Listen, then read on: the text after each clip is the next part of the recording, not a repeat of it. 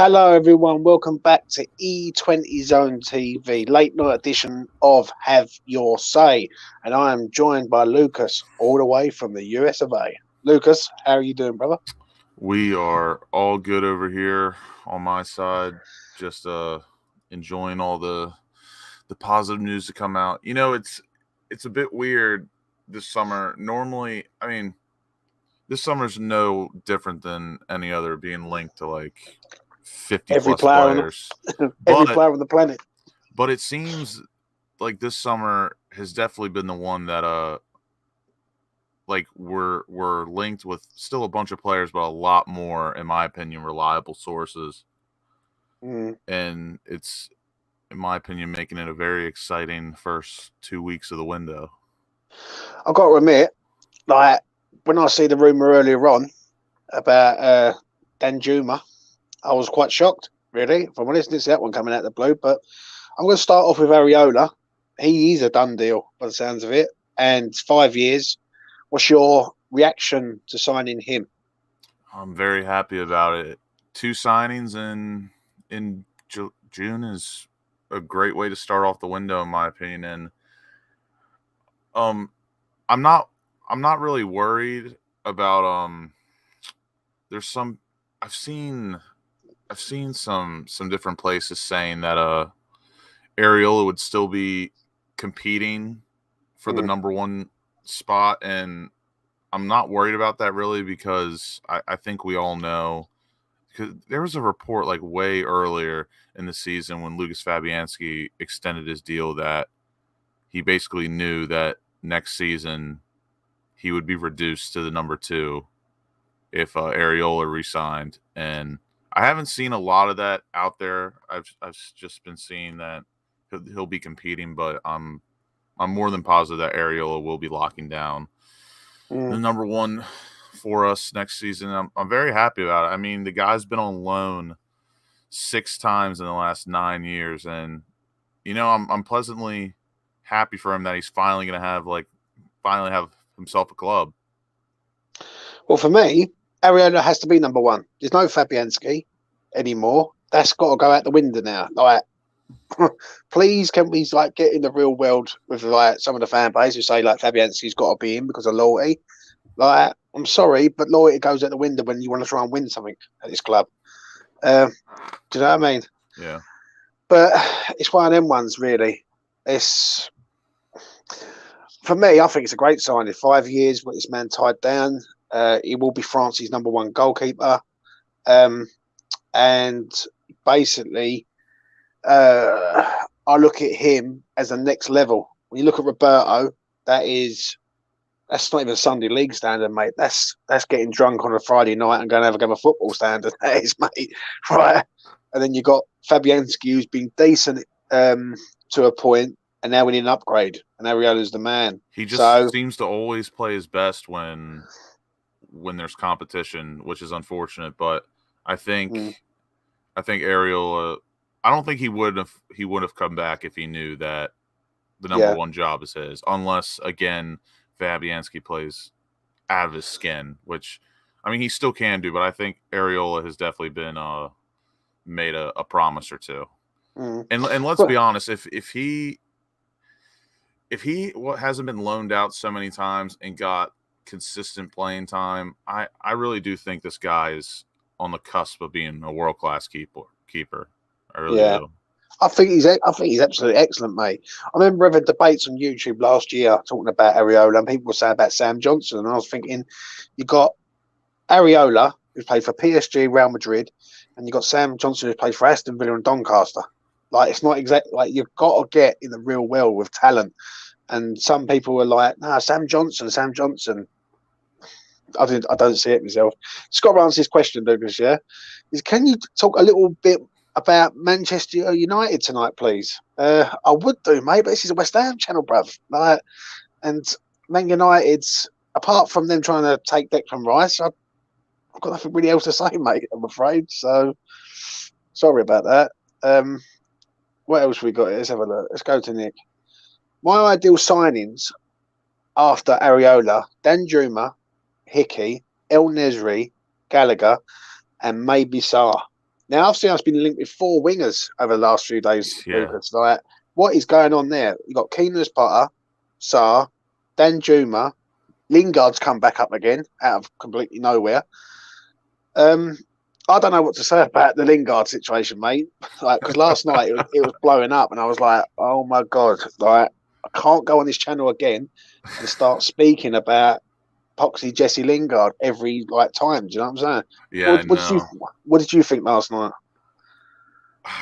I mean, at first response, I was very happy because I mean, I'm still very much in the camp that I want Jesse Lingard back at West Ham, but obviously, I'm sick of like just the on off, and just basically still trying to figure out what he wants. Literally, it's like having a toxic girlfriend or boyfriend you just keep running back to after it's done. But again, we all really don't know the truth behind the scenes. But again, first reaction, I was very delighted to hear that. I mean, there was different sources saying it was wrapped up, offers on the table.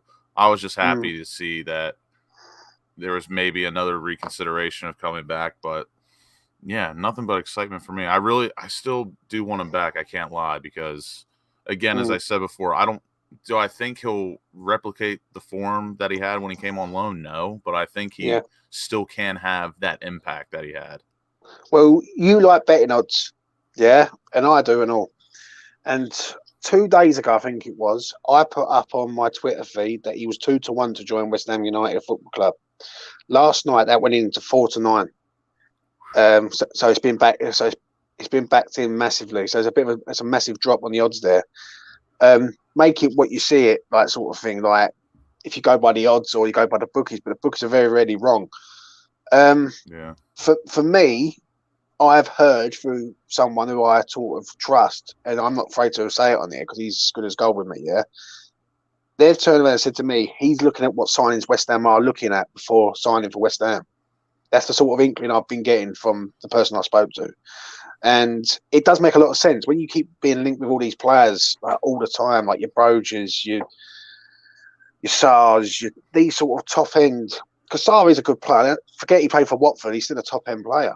And even up to Rafinha, like West Ham are still in there, like looking at Rafinha. So for me, Lingard, I think he's setting himself up for a fall at West Ham. Though I will say that, Lucas, because if you don't perform, people are going to look at him and go, well, you took your time getting here, mate, and now you're not performing while you're here.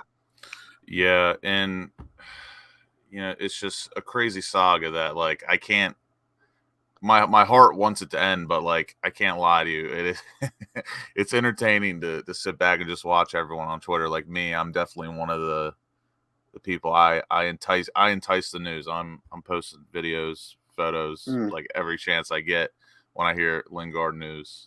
But yeah, and it's on both ends too. Like Lingard definitely could be waiting to see like if we're bringing anyone in, but I also believe that he's waiting because I don't think he's getting any offers legitimately. I still think, and don't get me wrong, I think he has offers from like I would say maybe a handful, and I think 2 or 3 are possibly like Italian clubs. But we all know that he's, in my opinion, I know he's not going abroad. He's said numerous times he doesn't want to go abroad. He wants to stay in England. But again, like in England, it's either Newcastle or West Ham still for me, even like it was in January. And I think if he goes to Newcastle, I think we would both agree it's money. Yeah, that's all it is. Yeah, I mean, there's no two ways about it. For me, as an outside punt, where Lingard goes, Roma would be a great shout. Jose Mourinho, he's got a few English lads in that team already, like Abraham and Chris Smalling. That is the one where I feel a bit like that. I think they just won the conference, so they're guaranteed in Europa League. Yeah. So that one is a bit of a worry for me. But like someone says in the chat here, I can't remember who it was, but I think it was Vinny. He says, should keep Benny, even if Lingard comes, they play well together, 5 subs, many competitions, need big squad. It's what we need, isn't it? Well, yeah, because I mean, with that 5 sub rule, really, can you have enough attacking options? You could never have too many Not attackers, really. mate. Because let's be honest, goals win games, and West Ham need goals. So, do you know what I'm saying? Just want to Yeah. say this, Peach. I haven't been ignoring you, mate. I've been so busy this weekend. I will be in touch soon, mate. No worries about it. As I said, so refreshing to see us being linked with top quality players. But the key is that we are being linked with them. We have to sign them. On the same list is Andre Yamazai, amongst the others. See, the Yamazai one, not for me at all. No. I think that's a cheap signing. That's just West Ham all over. Like that would be West Ham 20 years ago. If West Ham was going out and signing a player, Lucas, that would be the sort of player they're going for. Someone cheap from who's been in the Premier League because he's just a cheap and cheerful signing. What do you think of Yamazai? I mean, I think he's a decent player. I mean, if we were looking for like depth, like just strictly backup depth, I mean, I don't think it's a terrible signing, but we need someone to compete for a starting spot, and I think he could, but I at the end of the day, I don't see him being the guy. If that makes sense. Yeah, I agree totally. So let's move on to Danjuma.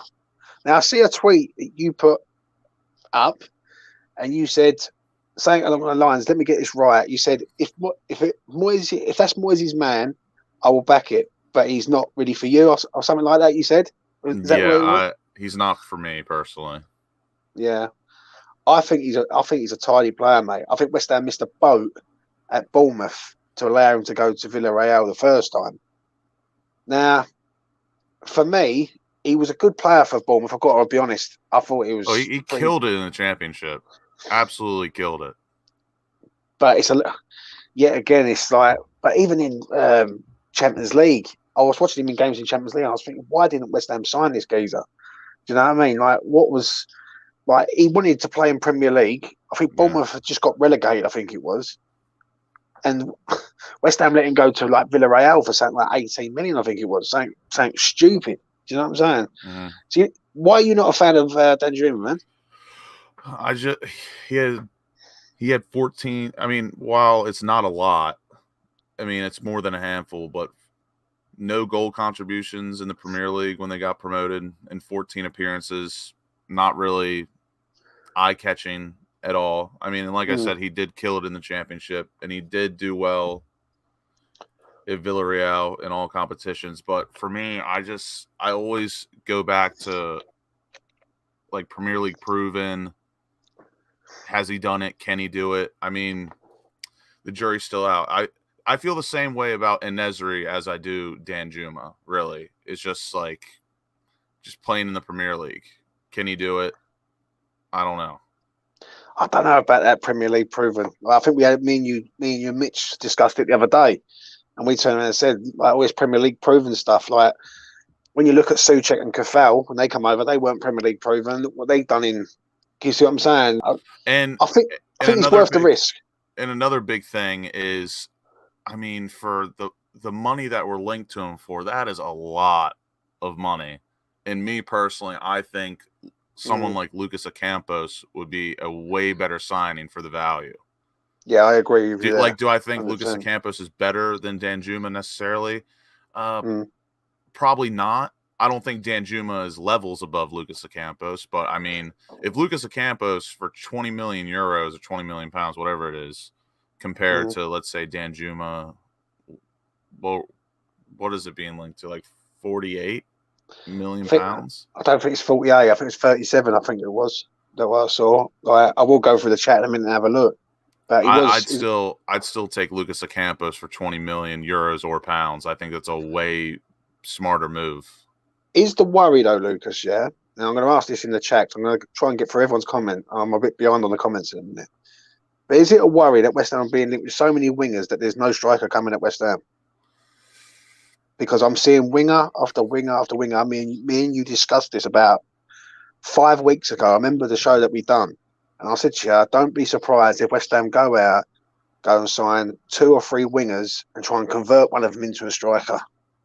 Well, it's a yes and no, because I'll say this: the positive from that is basically it's come out that Broja is Moyes' number one. That is, Yeah. if we could bring anyone in this window, it's Broja.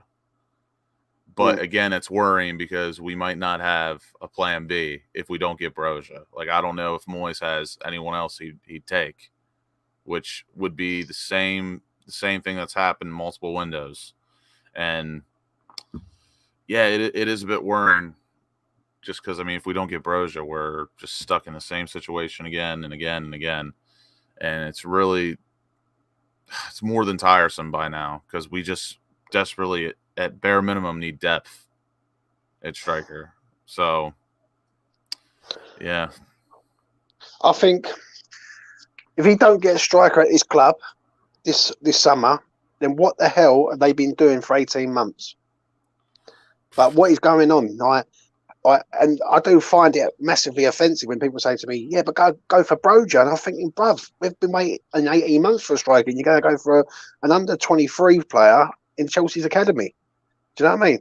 Lee, thank you very much, mate. I really do appreciate it. Do you know what I mean? But when you look at it, right, Lucas, yeah, me and you have spoken about Broja, yeah, and people say, you know what, it could be the next Ivanovic, all right, and all this. Granted, 100% agree. But I just feel sometimes West Ham are like, it's like, how can I put it? You've been waiting for a player for ages. You've been searching for a player all around the world, and then it tops up that you're going to go for a player that's in Chelsea's academy or Chelsea's under 23 setup. It doesn't really put up any trees, does it? Do you know what I'm saying? No, but again, the only thing that's good about all of this is that we know that's Moyes' number one target. But again, like, I mean, he may have some other options that we don't know about or haven't come out yet. But yeah, I hope for damn sure we have at least another option, like a plan B, if Chelsea are just toying us with Broja. Because, I mean, it's totally fair from Tuchel and Chelsea to want to see it out with Broja and see if he could possibly fill in and contribute in the season after preseason, which, I mean, he probably could. I mean, I rate Broja. I think he's a good striker. Just obviously everyone has their own opinion on how much he's worth. But, I mean, I personally don't think we're messing about with Broja. And I do think, while in my opinion, I think £30 million is a little steep for Broja. I think it's probably fair. I don't think I think Moyes would spend £40 million on Broja if it came down to it. I really do. Yeah. I wouldn't agree with it, but if that's who he wants, I'll back it. Well, let's lead on for Broja, because another report come out on Friday that, and I could not believe what I see, Declan Rice, Chelsea's come in for Declan Rice and offer us Broja and Ross fucking Barkley. Right, I've got to swear on that one, because I could not believe how insulting that was. Right, for them to put a bid in and offer us Broja and Ross Barkley. Now, I'm sorry, but Ross Barkley is absolutely pony. And I said it on Twitter, and I got quite a good response back. Conor Gallagher, now you're talking my language. Yeah, Broja and Gallagher, with a bit of dough, everyone's a winner. Yeah. Broja and Ross Barkley, I'm sorry, Ross Barkley's got a massive attitude. A big chip. He's got a chip on his shoulder. What do you think of that offer first, Lucas?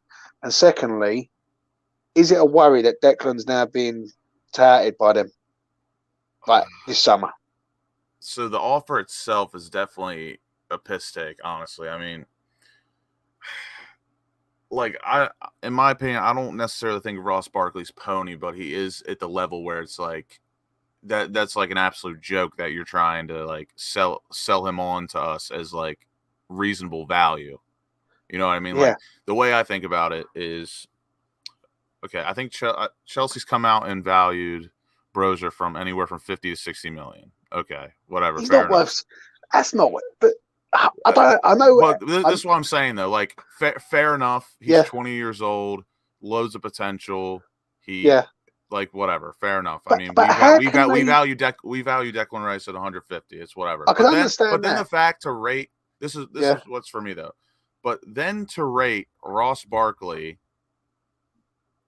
like similar to Broja or even Declan Rice, that the math most certainly does not add up, and it is a piss take. I've heard some shit in my time, mate, but that was unbelievable. What I can't understand is that like where are they getting the 60 million for Broja, mate? That's what I can't understand. Like he's had one okay season, and you're gonna like put 60 million price tag on him. Like, yeah, I mean, again, I don't know, and it's hard for, and I know like Declan Rice has proved it in all of our opinions for his price tag. Necessarily not that high, but I think most people can agree that Declan Rice should bare minimum be an 100 million pound player. But like the fact that they just think Ross Barkley is a sweetener to the deal is like absolutely insane. Like something fair to me would definitely be like Broja and Conor Gallagher, and let's say like 40 million bags. Yeah. That to me is a fair deal that would probably suit both. 100%, mate. 100% agree with you there. But like again, nobody negotiates to be fair. Everyone tries to get the upper hand on you. So, in my sort of estimation of him, I would say that Broja was. I don't think he's even worth 30 million, if I'm honest, but I would say, all right, 30 million for him. I would say Gallagher's worth about 40, 45. Do you know what I mean? Which leaves 75 million. Do you know what I mean? And I think that would be a fair deal. To compare Ross Barkley to something like, if you was giving Ross Barkley a current price at present, he's nowhere near. He's not even 20 million, mate. Yeah, he's not even 20 million. In my opinion, he's definitely like a 10 to 15 million pound player. Who, again, like I don't think of him as negative as you do, but I don't think he is even close to like top 10 quality, top 10 club. Like he should be playing, in my opinion, still at somewhere like Villa.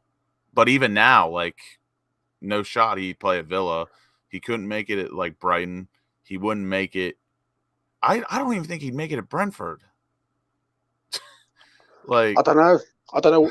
I think what it is, his career is slowly declining. Like, he went to Villa. He had an okay season to a point at Villa, and last season, what did he do? Not a lot. He was playing bit part games. He's another. Someone just put it in the chat there. He's like another Dele Alli situation. Like Dele Alli's just sort of gone off into the wilderness, and it's funny that them two are very, very good mates. Do you know what I'm saying? Yeah. I don't understand that offer. But moving on to Declan, the fear I do have with this, and I said it on that Twitter space, and you was on that Twitter space when I was doing it, is Chelsea are going to have to make a marquee signing. They're going to have to make a proper end signing, someone who the fans are going to be like, wow, they mean business, these owners. Because these owners have got to match Abramovich. Yeah. So for me, when I look at them, I think, right, Declan's a threat now, because they're gonna try and go after him, right? And is it a possibility that West Ham could sell Declan Rice this summer if the right bid comes in? I do think another bid's coming, and it would not surprise me if West Ham have turned around and said, we're at Broja, but give us someone else like a Loftus-Cheek or it wouldn't surprise me if he goes for like a Billy Gilmore or somewhere like that. It will be someone else in there. It won't be Ross Barkley though. I think we all know that. You know what I mean? It's a very interesting question, because again, a lot more interesting news has come out today concerning odds of players landing at certain clubs, because I've seen today that a certain James Ward-Prowse is at evens.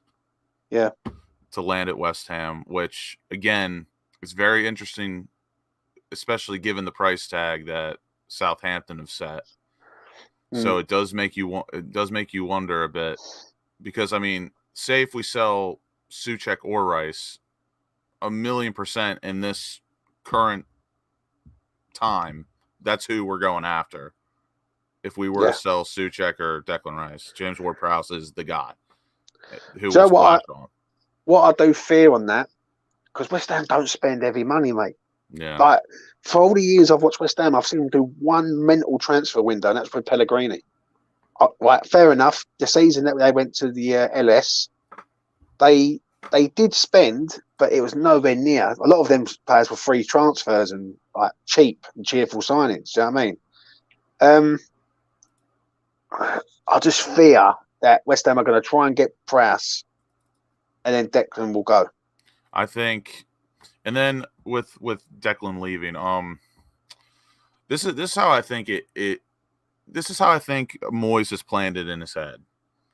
Declan essentially has how many years left on his contract? Two seasons left. I think he's got 2 years with an option, with a guaranteed option of a third.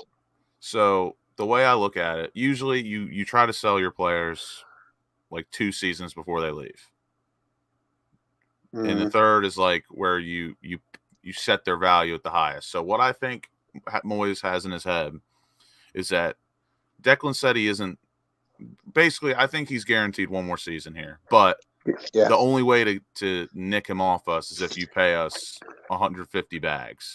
But next season, if someone came and offered 80, 90, 100, I do think Moyes would take that, because he does only have 2 seasons left on his contract. 1 without the option, if you look at it that way. So I think we're safe this season, because I don't think Chelsea's gonna pay 150 for Declan Rice. But next season, though, I think they haven't got to, though, have they? They haven't got to pay 150 mil. Like some people in the chat here, because I was just listening to you and I thought, I'm going to ask you a question on this. Would you take Pulisic and Broja and 70 million? Easy. See, for me, that's not a bad shout for Pulisic. I think Pulisic is wasted at Chelsea, in my opinion. Like, I think he's a better player than what he's showing there, yeah? Would you take this man, Broja, and Levy Colwill? Now, I like Levy Colwill, except for that own goal. Yeah. In the playoffs. I thought he was excellent for Huddersfield last year. Absolutely excellent in what he done. He was so unlucky with that own goal, though, wasn't he? Like, he's a good player, but value isn't there if we're doing swaps. Yeah. Like, it'd be interesting to see what people else think. Like someone says here, or Werner, he could do a job for us. Now, I don't think we'd get Werner, because I think Werner's too, like, we talk about levels, and he's up there, and we're not up there, so to speak. Like, I think he's up there. I still don't think he'd be that great for us personally. Yeah, but I would Pulisic, probably, someone like that. Do you know what I mean?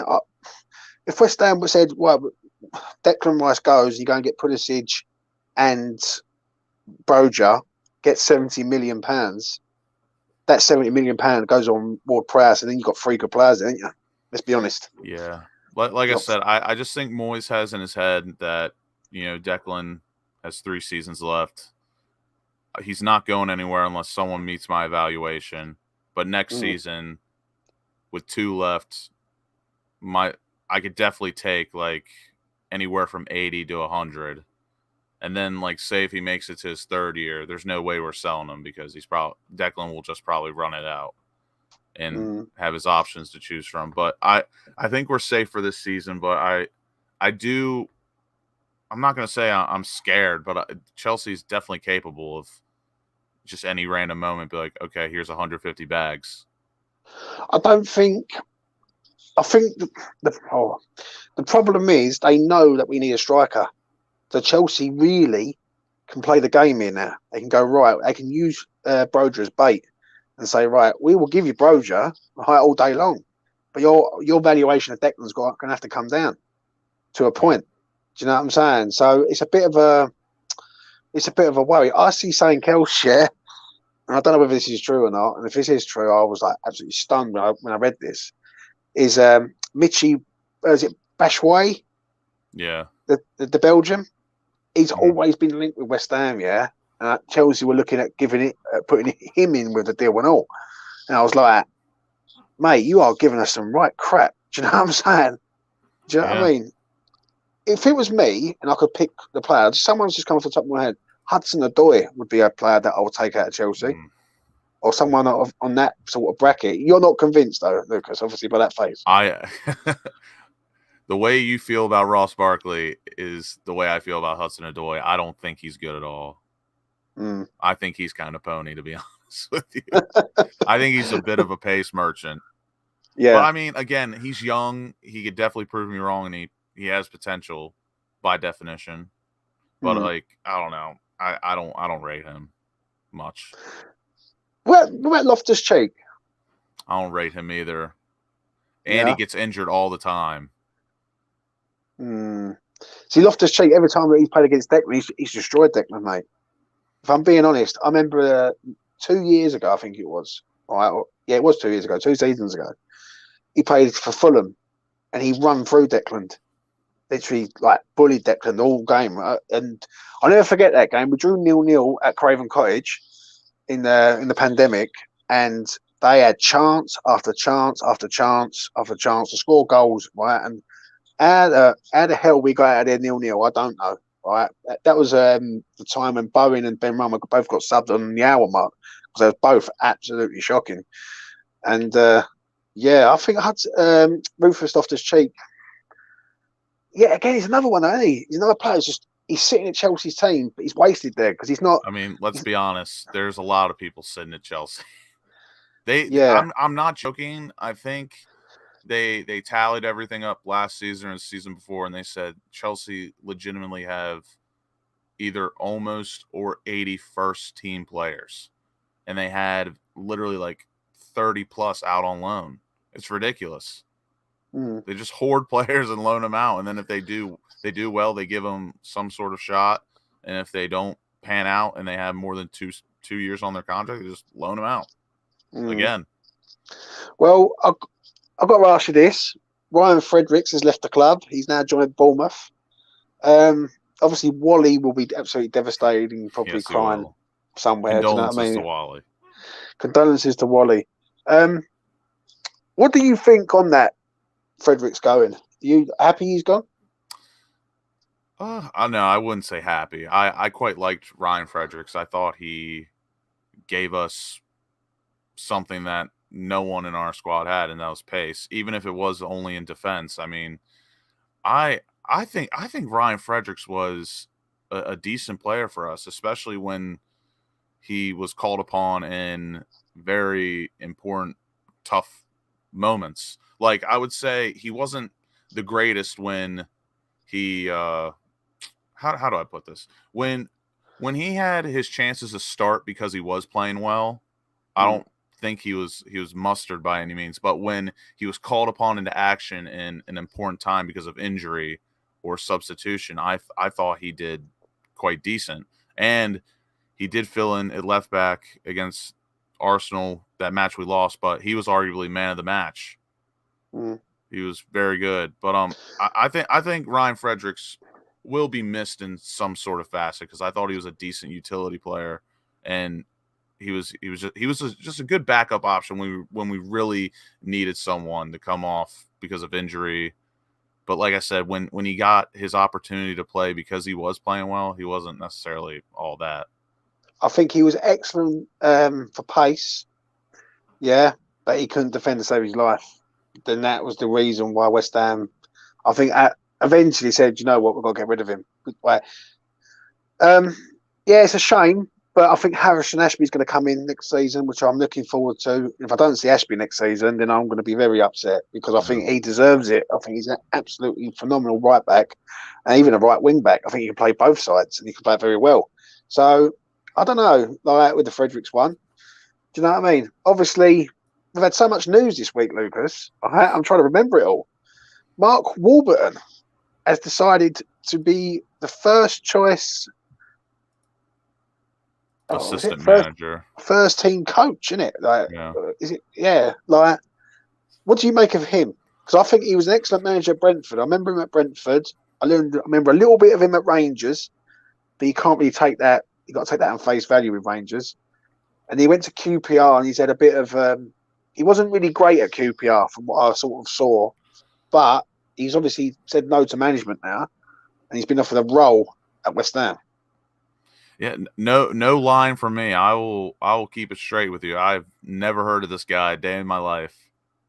And I mean, obviously, I do my due diligence. Even if I've never heard of you, I'm not gonna spew some bullshit about you because I don't know you or make assumptions. So I did like a little research. I saw what people on Twitter were saying, and I mean, from what I've seen and what he's done, like I heard what he did at Brentford. He did, by the things of it, seem to have a bit of a stinker at QPR.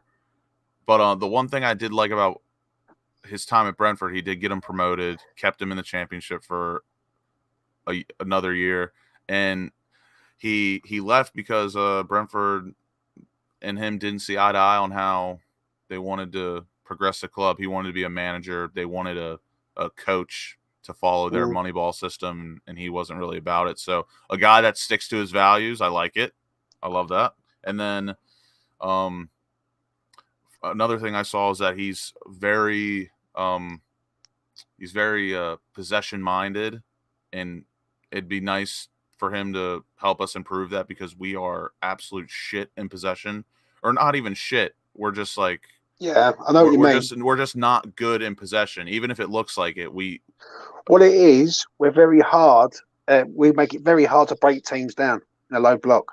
Yeah, when they've got that low block, and hopefully with him, he comes in, provides that possession style of mindset, and helps us take it to another level. Where, for example, when we're playing a team like Brighton, where we have the ball most of the time, hopefully his possession mindset and tactics will take us to the next level. And maybe we can start nicking some points off teams that are more than happy to give us the 65% possession all match, and then they just counter us, even though that's like what we're best at doing. Hopefully, from what I've seen, he will bring that X factor in his possession tactics to us, and we can start scraping some points off mid-table side. Are we changing our system next season in your eyes? Because I feel a change of style could be on the cards massively at West Ham next year. I don't know why. I've just got a feeling that I can't see Moyes going with that same 4-2-3-1 system again. Yeah, I mean, I would like to see it because, again, I think we both agree on this. I really think our best formation's a 4-3-3 when Pablo Fornals is playing in the middle, either as just another box-to-box central midfielder, or if he's playing in the hole or a little further up the pitch. But again, my only problem with that is we still don't have a true left winger. And while I don't mind Benrahma, and I think Benrahma still has a lot to give and he has a lot of potential, he's just not a left winger. He's not the paciest. He's a good dribbler, obviously. His shot, like, he doesn't have the most thunderous shot or the best, I would say, shot placement. But I still think a 4-3-3 would be our best formation. Yeah, I've always said that. I've always said a 4-4-3-3. Especially if we do get 100%. In a true left winger with pace and the same skills as Benrahma, which I'm not going to say there's plenty of them out there, but like Sarr, Rafinha, Danjuma, a bunch of players that offer pace, good dribblers. And I'd probably say, bar Ismaila Sarr, they're all better shooters than Benrahma as well. 100%, mate. Listen, how much I praise Benny, he needs to learn how to get there. One thing I will say is he gets the shots on target. The quality is just shit. The quality is not that good. Do you know what I mean? When you look at it with sort of the players, obviously the players have come back now. The players who went on international duty, they are back. That's why I'm excited for tomorrow. I think we'll get our Areola announcement tomorrow. Yeah. I think Areola is a great signing, though. I really do. I think that's a statement of intent. I think what it is with West Ham and people who have sort of like followed West Ham for a long time, they've seen a lot of the older generation. Remember, they're making a good trend too because Mondays suck. I do like to see Yeah. signings on Mondays. Well, I'll be honest with you, and someone just said it in the chat there. They're building from the back, yeah. So they've got Areola locked in, yeah. The interesting debate will be: will Areola be number one? Now, he has to be number one, but we discussed it earlier on in the show. In my eyes, he has to be. Yeah, I think he done enough last year. And if he wasn't, I don't think he would have come back. Honestly, I think it hasn't been reported like it should, but I definitely think. Yeah, I think there's a clause there. Yeah, I definitely think from the inside, like he's definitely got some sort of guarantee. 100%. So I do like the Areola deal, and there's like we come towards the end of this stream. I just want to see like a marquee signing. Listen, a guard, he's a quality player. Yeah, like you was on that. I don't know whether you was on that stream, but I was on the stream with Peach, and I was doing it. Like I was watching like the game, and I kept like videoing the whole thing. And I said, this geezer knows how to defend, mate. So we've got a great player in the guard there. Like I can't stress enough how good that kid is. And I don't think people realize how much flexibility he gives us for us going forward. Like, yeah, I feel the same as Mitch, and we talked about it with Mitch. I don't want to see him at left back at all. But Aguerd, to me, the way he plays, he seems to be a perfect third center half in a 3 in the back system, or if we did 5 in the back with very advancing wing backs. Like he offers that look. He's played in a 4-4-2 at Rennes, like our Moroccan friend. Oh, he's excellent. Has said. He's excellent, though. I love that personally. I'm the same. I'm almost the same as Moyes. I love a player that can offer us more than just one aspect of the game. Aguero can offer us a back 4 defender and 3 in the back. I cannot wait for the West Ham fans to see this geezer, mate. I really can't. Listen, he's no Issa Diop. Someone said he hope he's not another Balbuena. He's not a Balbuena, mate. I'm telling you that. I watched enough of that geezer to go, you know what? Yeah, he knows how to defend. The only, as I've always said, the only negative I've got on the man is he does not come out fast enough when a shot's incoming. As in, like, if someone's running a shot up from outside the box, he's not out fast enough. But if someone goes down the channel, he's on him. See, that's a thing. That's a thing, though. Like when I say things like Premier League proven, I think something like that will change very quickly with him, because that's just like, to me, that's hard-nosed defending, and necessarily he's not a hard-nosed defender by any means. He's a very finesse type defender from what I've seen, but he's like a brilliant finesse defender and uses his pace wisely. But I feel like when he starts playing these friendlies against English teams, like he's gonna realize fast that like he's gotta be a step faster and like get out to things like that, if that makes sense. In my opinion, I don't think defenders defend like that in Spain, France, or anywhere else. Like for example, I think Aguerd is going to adapt some Craig Dawson bastardly tendencies, if that makes sense. Yeah. Listen, I can't. Listen, I could praise that geezer up for a long time, God. Like, I couldn't wait, and I was stressing, and you know how much I was stressing. Yeah, I was like, this has to get done. This geezer's going to be thinking. I actually think he's better than Zuma, right? And he will be better than Zuma. Trust me, he's phenomenal, mate. Right, when he's 1-on-1 with a defender, mate, defenders don't get past him, and it's just like he's just that good. And I always said, why is no one else picking him up? And West Ham managed to get him before I think anyone else sort of really took notice of this kid. And for me, he is exactly what we need. He's a forward-thinking player, forward passing, balls over the top. He's got pace. He can tackle. He can read the game. If he can just sort out about coming out when the shots are incoming, we've got a phenomenal defender on our hands, mate. And for £30 million, I think it is, what an absolute bargain. I'm telling you, those types of center backs, like I told you this, he reminds me a lot, build and style wise, he reminds me of John Stones. And we even you can see it with Man City and teams like even like Liverpool with Van Dijk and Matip, when that second center half just breaks through that little pocket between the midfielder and the striker and he just makes that ball forward or down the wing, it changes everything. It unlocks a whole different type of tactic and a whole type of game and all different type of angles. And Zuma showed that he can do that too, but he obviously couldn't go as forward as much because, Dawson, Ogbonna, they lack pace, so he can't really try to get called out like that. But with Aguerd and Zuma in the back, I can see, and especially with the new assistant manager coming in with his possession mindset, like I'm very excited because I think Zuma and Aguerd are going to be able to like get a little bit more forward and play a killer ball to unlock all endless possibilities for us. Oh man, listen, I can't. I'm going to try and get to a friendly when he's playing. That's what my idea is. This sort of next sort of 3 weeks. There's a friendly locally up this way in Suffolk. I think West Ham are playing Ipswich. Yep. So I'm going to try and get there. If I know he's playing, I'm going to go there and I'm going to watch this geezer, mate. I do think he's top quality. There's no two ways about it. I think he's the best centre half that we've got at the club now by a country mile. Like, I think the way he defends is absolutely first class. And listen, I cannot wait for everyone to see him. I really can't. Just want to get your thoughts on this, mate, quickly. Yeah.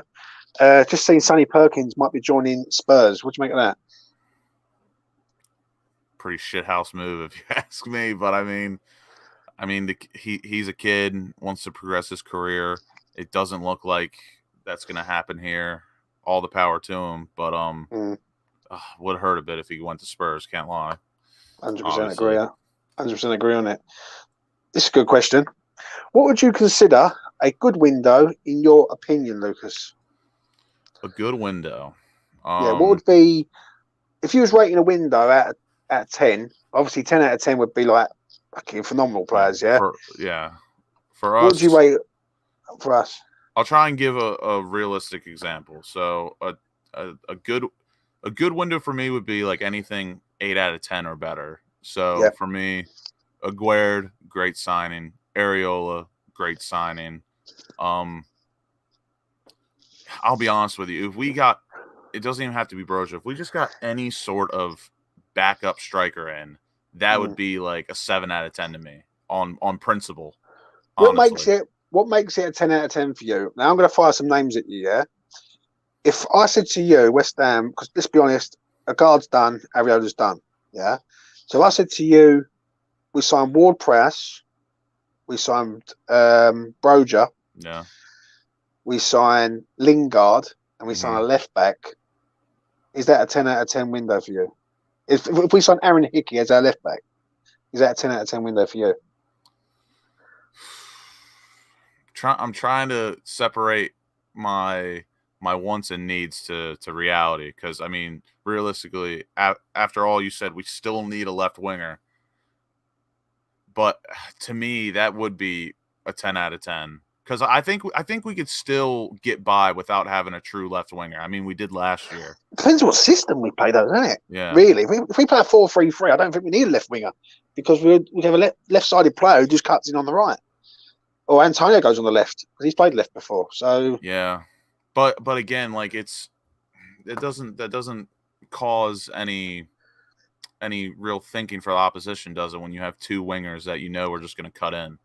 Yeah, I agree with you on that. I would like to see a bit more either trickery, tactic-wise, or have another option of play in left winger. So, like, I think we need some pace, though. One thing I will say, like Ismail Sarr, he doesn't really cut in. He just runs by you with blistering pace and his dribbling. Like Emmanuel Dennis, he cuts in and tries to shoot, but he can also get by you if he wants. So, but what you just said to me, that would be a 10 out of 10 for me. Right. So for me, if I was to say a 10 out of 10 window, for me, realistically, I think Broja is a good signing, but I think if we went and got El Nesri, I would be over the moon with that. Because I know that geezer can score goals. At the highest level. Right? I really do mean that, yeah. So if we signed El Nesri, we got a left back in of, say, Aaron Hickey or a Danish lad or someone of decent ability. Not just a make weight, like someone who's just going to come in and just sit there and not play a game and just be like another Krell. Yeah. Midfield, I think we missed the boat with Basuma, but that's gone. I think if West Ham was to go out and sign Ward-Prowse. I would like to see a man from Huddersfield come to West Ham called Lewis O'Brien. I Yeah. think he's an absolute excellent player. He's got an engine like Fornells, right? And he just doesn't stop running, this kid. He's an Essex boy. For value, that'd be a very good signing. Right, and he'd be cheap enough to get in. And then I'd rather see him in than Josh Brownhill. And I don't mind Josh Brownhill, but I think Lewis O'Brien offers a lot more, a bit more for the value. Even I've said this before, even with like Connor Coventry, I'd much rather see Connor Coventry get a chance rather than us buy Josh Brownhill. I just think you can find players like Josh Brownhill without spending money. Yeah, and real money. As in wingers, I look at it like this: if Lingard comes, the Lingard effect is going to be buzzing. Everyone's going to be buzzing to have Lingard in there. So I'd say to Lingard. Keane Lewis Potter, to me, I think is going to be an absolute phenomenal talent. I really do. But I don't think West Ham will. If West Ham can't get their main targets, Keane Lewis Potter will be the one they do go for in the end. But I do think Keane Lewis Potter will be playing in the Premier League next year. I don't know who with, but I do think he will be. I think he's wasted at Hull. Ismail Sarr, done a video on him the other day. I feel he's a bargain out of Watford. I think he's another player that I don't understand why he's there, but I think is it because of his attitude or something? I don't know. So he probably just wanted to play Premier League football. Yeah, maybe. But I think if we went out and got two wingers, right, so that's a left-sided winger. If we signed Keane Lewis Potter and we signed Jesse Lingard, got a left back in, signed. I'm not going to say Prowse because I just don't think we're going to get Prowse. I don't think we're going to pay the money. If we signed Lewis O'Brien from Huddersfield and got another central midfielder in, possible striker, that's the sixth that I'm thinking of. That would be a phenomenal window. I think we have to get, if it's 6 players, we have to get the perfect 6, basically. You can't hesitate with that. Do you know what I mean? Yeah. So, I don't know. Do you know what I mean? For me, in regards of like September the 2nd, I think it's September the 3rd, I think, before it all shuts down. Yeah. We have to get at least 4 of these players in, I think. We've got 2, we need another 2 in. Do you know what I mean? Yeah. So what do you think on that before we sort of come towards the end, Lucas, in regards of trying to get these players in beforehand? Yeah, there's a lot of people that were like a bit fixated on like which positions we get to come in first, how they come in. Like me personally, I really could care less. I don't really have a preference. Like even though I do think I think a defender definitely gets molded in quicker and better than, let's say, a striker, because a striker needs to know what kind of angles his teammates are passing the ball into, their tendencies, and then vice versa. But I guess like with my preference, I think getting Broja in next would be huge because, like I said, striker and left back for me have always been our top priority, and I still think left back for me personally is edges striker for me just by a hair. Like if you ask me, would I rather get Broja or Aaron Hickey in tomorrow? I can't lie to you. I'd still probably say Aaron Hickey because I think that highly that we need a left back so bad to compete with Aaron Cresswell or overtake him. But I would like to see Broja as soon as possible or a left back. Yeah, I do agree with them, mate. I only say Broja because Moyes wants him. It's been reported that's our number one target. Like, if Moyes wants him, just go fucking get him. Yeah, I agree with you, My mate. opinion doesn't matter. I'm going to go through the chat before we sort of wrap up. Jezza says, a guard or Botman, James? It's a guard for me, mate. I've seen enough of a guard to sort of justify that he's a decent player. Will says, James, are you basing your opinion on YouTube clips or have you seen him play?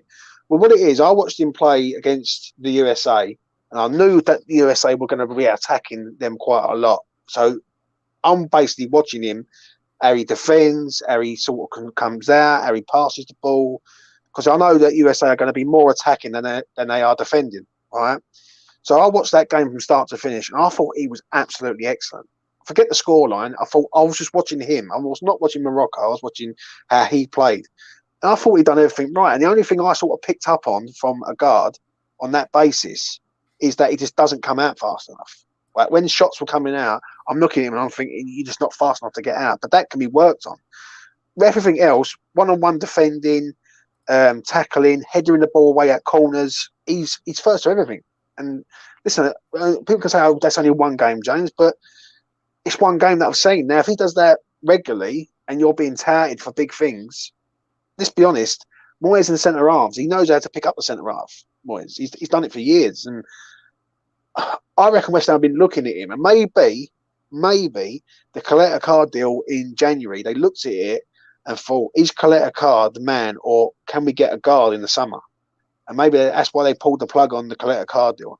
I'm just putting it out there. Maybe. I don't know. But I've seen enough of him to go, you know what? Yeah, he looks quite decent. Like, he looks commanding.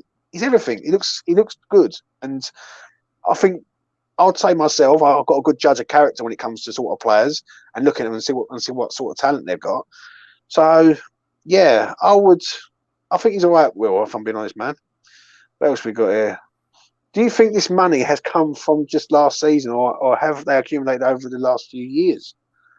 I don't know what. He's talking, like, you know how we've been rumored to have like a 150 million pound budget. He's wondering if that's from Moyes not using it in the last two transfer windows, or if it's been accumulated by our league placing and Europa League winnings. Yeah, I think it's a proper mix of both. But we don't know for sure. I mean, I would love to think, because Moyes didn't spend money in the last two transfer windows, that doesn't affect his budget. It only increases the budget. You know what I mean? I think the only fear I do have is that West Ham ain't spending money, and then they go and drop the bombshell and say Declan is going to be leaving. That's the only thing that I do worry until, because the Chelsea thing just isn't going to go away. We all know this as West Ham fans. There's no way that they're going to settle, right? And is Raheem Sterling going to be a marquee signing for them? No, not really. He's a player who'd come from City. Yeah, he'd be a good signing for him, and he'd be highlighted. But Jesus has just gone to Arsenal. Sterling could be going to Chelsea. It's not exactly making like front page news. Yeah. If you go and get an England international who's been playing absolutely phenomenal for his country, got many man in the matches like over the last 5-6 games. He's had to have won like a quarter of his appearances. All of those had to have been a man of the match. I swear, every time I watch England, he's up for man of the match. Every time, mate. What we got here? Adam says, "What do you think we will get next? What position we need a look at first, apart from a striker? From the striker, a left back, a central midfielder, and a left winger. I think he's going to have to go for a striker next. I think now the Areola deal's done, I think it's all hands on deck for. I think left back will leave till last. I think he's looking at it. He knows he's got cover there, deep down with Ben Johnson, but." I think the striker, he knows he's got no cover. Yeah, that's a really good question, because the way I think it's going to go is I do agree with you. I think he's all hands on deck to get a striker next. But I already know Chelsea are going to drag that out and frustrate us. And left back could come sooner than later, possibly, because I know United and Arsenal are about to have a bidding war over Martinez, or whatever his name is. The guy from Ajax. So that could be not left back could be solved this week, but Martinez could be going to United or Arsenal this coming week, which would progress left back talks, especially if it's Hickey. So that's why I'm low key really, really hoping Arsenal get Martinez in so we can go after Hickey. And then central midfield is a bit of a weird one, because I think we'll wait on that too. So I would not be surprised if we actually went in and got a left winger as our next position. Because like I said, I think Chelsea are going to drag us out for Broja. How many central midfielders do you think we need? As in like box to box and defensive midfielders?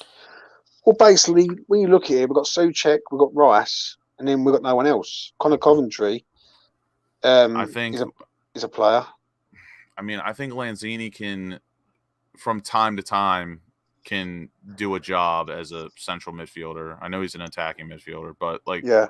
there have been a handful of matches where he's had to play in the middle of the park and he wasn't too bad. But I think realistically probably need 4. Yeah. Like 2 good ones, a good backup, and then like someone like Connor Coventry, I do believe could be a good 4th option to play central defensive midfield or box to box. I think he could do it, but I think 4 would be a good number. 4. See, the thing is, the difference is at the minute with West Ham in central midfield. For me, I know Souček's not Mitchell's biggest fan, yeah, but I've got to say this: when Souček does play with Rice, yeah, we are a decent side. Like, there's no choice about it. We are a decent side. The difference is, you take Souček or you take Rice out of that team, we have got a massive gap of class in that midfield. And I know people say about Lanzini, they say about Fornells. I understand that, but they're not. He's not a central. Maybe Fornells is. For me, Fornells is a industrial midfielder. Yeah, break play up. He's not an attacking like left-sided player. He's not. For me, he's he's an industrial midfielder. That's the best way of describing him. Do you know what I mean? So I think we do need a DM. We need a backup DM at the club. There's no, or at least someone that can play it.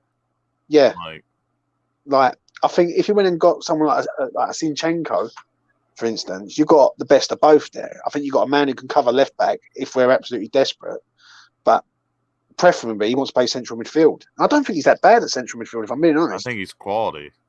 Yeah, do you know what I mean? He's a sort of player that if you're going to go out and make a statement, and what it is with Moyes, I don't know about whether anyone else agrees with this, but he loves to have players who play in multiple positions, not just one. Do you know what I mean? So I don't know, Lucas. I don't know on that one. I would love Zinchenko personally. What makes you like Zinchenko? I mean, for anyone that watched him for the World Cup qualifiers, I mean, I honestly don't even have the words for this guy. He's just so smart on and off the ball, and you can just tell someone like him played for City. He's so good. He doesn't even have to use his God-given ability that he has for football. Like, he's that good. Like, he just the way he moves with the ball and before he gets the ball, he just niggles and wiggles out of any space possible. Like, it's honestly incredible. You like, he's not a highlight player.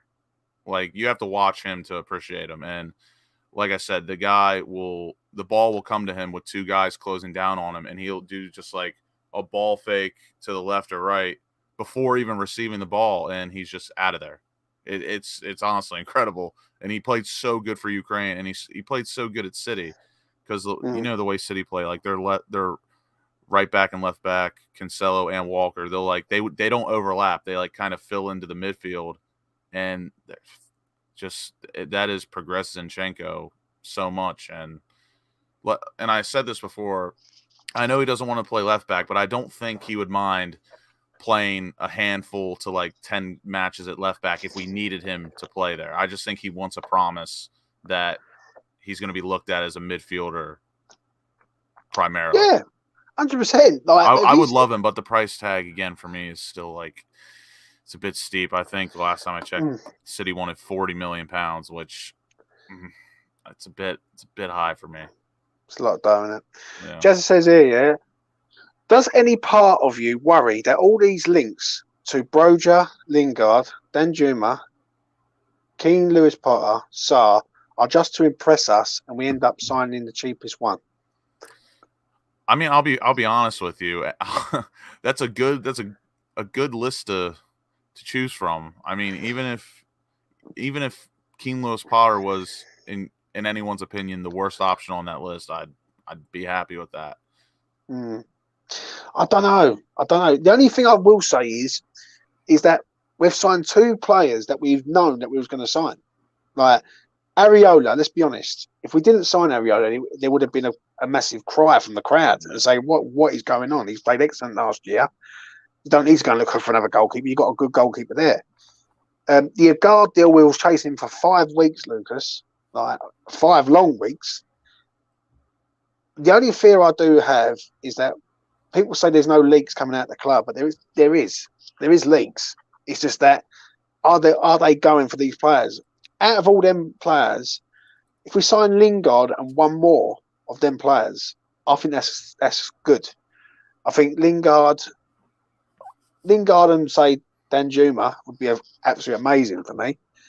It's just the Broja thing. Do you know what I mean? Yeah. So I don't know. I think we can get by without Broja. Michail Antonio just needs some sort of substance of competition. Like I've been saying for a while now, like Mohamed Bayo, I think would be an excellent. Like if you just wanted a backup, but he would push Antonio just enough that he'd be behind, that he's looking over his shoulder. I think Mohamed Bayo from Clermont Foot would be a great signing, especially for 10, 15 million pounds. Well, let's hope he hasn't got a drive. Yeah, because he's got a ban on his license. Did you know that? Who, Mohamed Bayo? Yeah, mate. He got done speeding, I think it was. So he's completely he's not allowed to drive for 2 years, I think it is. Lovely. Do you know what I mean? Lovely stuff. So let's hope he ain't driving over here. But anyway, we're going to call it a wrap on that. Lucas, been an absolute pleasure having you on tonight, mate. I really do appreciate it. Next week's going to be interesting, Lucas, isn't it? Let's be honest. Yeah. That July 1st is going to be an absolute.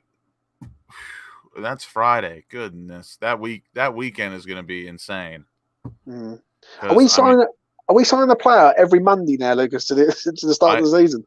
Like I told you, if West Ham are doing it on purpose, it's not a bad tactic because Mondays do suck, and nothing lifts the spirits like a transfer, especially this fucking club. So before we sort of go, Areola comes in. Give me a name of a person who is next in after Areola. If I had to predict who the next signing would be,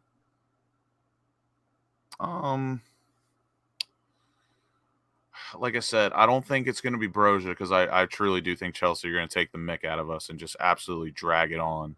And fair enough to them. I think they do genuinely want to see what he does in preseason. So I'm throwing that out the window. Aaron Hickey or left back in general, probably not this week. I think if we do bring in anyone, it's going to be a left winger or Lingard on Friday. Joe, what? I'm gonna go with. But again, Jesse Lingard could definitely milk this out too if he wanted. I'm gonna go a left winger. So I'm gonna go Keane Lewis Potter, Ismail Sarr, or Danjuma. A left winger. I'm gonna say, right. I reckon Lingard might be on the cards. I don't know why. I just got a feeling. His contract runs out. Was it July the 1st? Yeah. Yeah. So that's Friday, and I don't know why. I just got a funny feeling that contract ends. He signs a new contract he either signs a contract on the Friday, so the contract ends and he can sign a new one, or whatnot. And it would make sense because preseason starts in 2 weeks. Yeah. So for me, I don't know why. I've just got a really feeling that the Lingard situation don't go away. Do you know what I mean? If it isn't Lingard, I think we might have a bit of a problem with the Broja deal. And I think Broja might be. I think Chelsea know now that we need a striker. And I think they're going to play hardball on this big time, big time. So do you know what I'm saying? But we will see. We will find out. Anyway, please do like the video. Please do subscribe to the channel if you're new around here. For me, Lucas, Affers, when I can get hold of him, and Mitchell, as always. Do you know what I'm saying? Listen, West Ham have signed some players, and I'm very, very excited about the new season. But yet again, as I say it, and I said last week, we 100% need more. Right? Moyes said he wants 6 players. So let's hope that we get them 6 players. Whoever they are, we've got to trust Moyes and his philosophy. But who are we going to get next? I've got no idea. But I do think Lingard sneakily could be coming, and he'll just say, "Yep, I sign," and he signs the deal, and it's done. And then 18 months ago, we was hoping he was here. Then a year ago, we thought he was coming here, and then on Friday, he could possibly be here. So we will see. Anyway, better than that.